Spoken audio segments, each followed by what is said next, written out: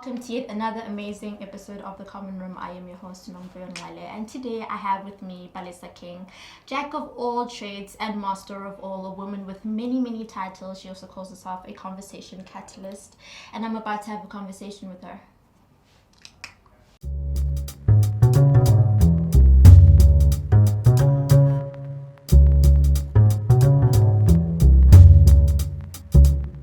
How are you? I'm good, and you? I'm good. So please just tell us why you call yourself Palesa King. So I go by the name Palesa King because when I came to Pretoria for university, I wanted to rebrand and take on a new persona. And before that, I was using my first name, which is Dina. And so I wanted to come here and take on a new persona. There's a lot of things that Dina believed in that I wanted to leave behind. So I took on my first name, which is Palesa, and I translated my surname, which is Nkosi, to King, and I called myself Palesa King. So how different are you from Dina? Whoa, Dina was a very shy person. I had a lot to say, but I didn't say it. A person who knew a lot of things, but I didn't have the courage to speak, and I didn't have the courage to go out there and do things. So Palesa was a person who wanted to put the theory to practice, everything that I've learned and practicing it. And another very important thing that Palesa did that Dina didn't do was accepting who I was 100%. I had a lot of problems with my sexuality and all of that. And so Palesa is a person who's proud of who they are, knows who they are, appreciates who they are, more than Dina did. That's very admirable.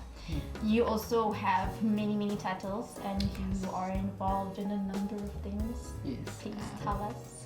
Oh, where do I a little start? bit. Okay, the first thing, which is my biggest baby, I think, is Ubuntu Box Initiative, which is an NGO that was started here on campus. It was started in 2015-2016 as a response to Fees Must Fall.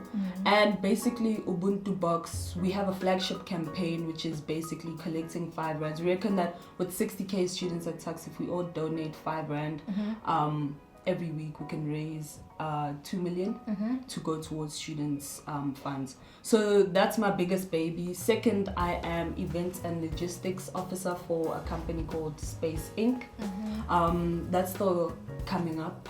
And then I own a clothing brand called Squad, which was established in 2015-2016. I also coach and I act at a theatre called Rihlampfu Theatres in Davidson.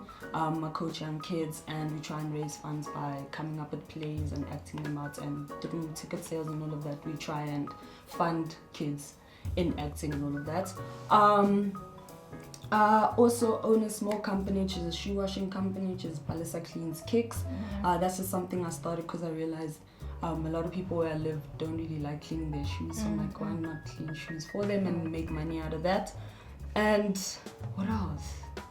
Yeah, I'm a singer, I'm a poet. Oh, I forgot that. I sing. Yes, I sing. I'm a singer, I'm a poet.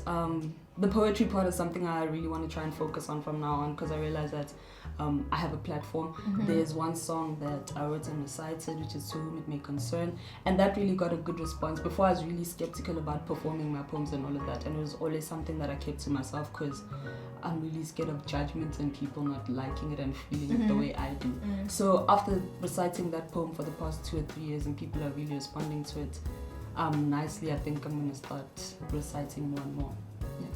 Okay. And how does rejection ever affect your creative process? Because you're obviously a creative, having created all of these spaces for yourself. Does rejection ever affect the way that you function and your creative process?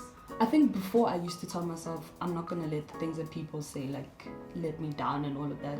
But it does get to me because I genuinely think I'm good at what I do, and if I'm gonna bring something to you, I'm confident about it and all of that.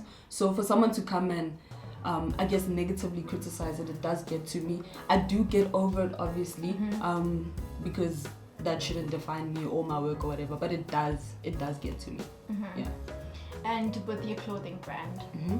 I want to know a little bit more about this because you have a very signature style, but it has a Yes. very signature style. Like, Yes. I actually want you to tell them like your signature style and like how you put together your outfits and how did you get to this being your look. Like, this is how I want to present myself to the world every other day. Okay. I don't know how hectic.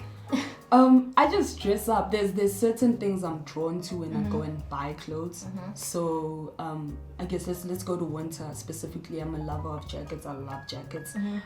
So I'll get your jackets, your hoodies. I'll get polo necks. That's my type of style. I get beanies.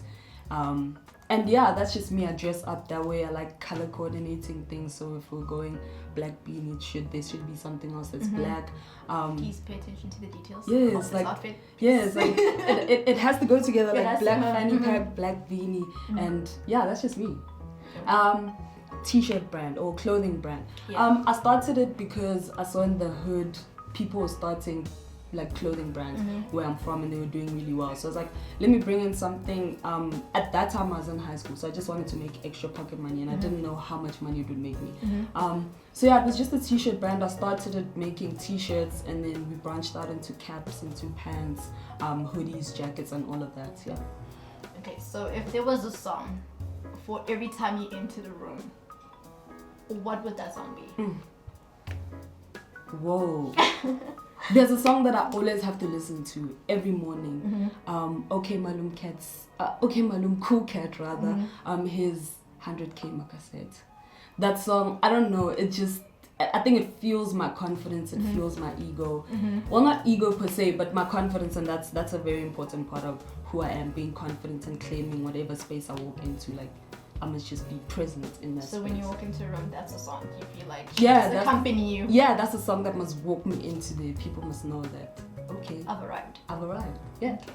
And what would you like people to know and remember about you? Like, why do you do all the things that you do? Because obviously it's a lot bigger than you are, because I don't think you'd be doing this if it was just for you. No.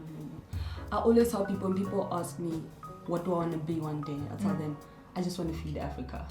Genuinely, that's just all I want to do. So for me, all of this is to help other people, is to empower other people, empower other young people. And feeding Africa doesn't mean me getting money in order to physically feed Africa. Feeding Africa is for me doing it so that other kids can do it too, so that I can lead other kids into the same path that I'm going into. Doing it so I can inspire someone to get out of the situation they're in. So yeah, that's basically why I'm doing all of this. That's the bigger picture, feeding Africa. Yeah. Okay, thank you so much for coming in today and gracing us with your presence. We learned so much, and I'm very inspired by all the things that you do, and I'm sure whoever's going to be watching this will be just as inspired. Thank you very much. Yo. We just finished another episode of The Common Room. Like, share, subscribe. We're out. Oh, wait. I hope we looked good doing all of this and not like. And then what do I say afterwards? It's